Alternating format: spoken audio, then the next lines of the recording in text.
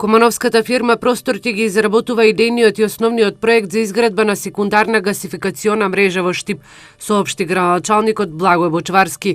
Одлуката ја донесе откако се одржа јавна електронска аукција на која учествуваа вкупно 5 фирми.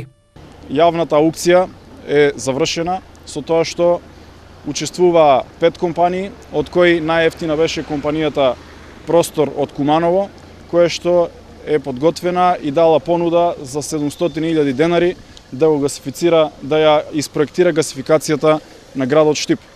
Ова значи дека цената која што ни беше претходно предвидена, оваа цена е доста пониска и сумата е намалена, со што изведувачот се нафаќа да во рок од 3 месеци го заврши идејниот проект и дополнителни уште 3 месеци да го заврши и основниот проект за гасификација на градот Штип. Бочварски забележа дека според најавите од фирмата, градот Штип веќе до крајот на годината ќе има комплетната документација за изградба на секундарна гасификациона мрежа, а на почетокот на 2019 година се очекува да се постави првата цевка од оваа мрежа.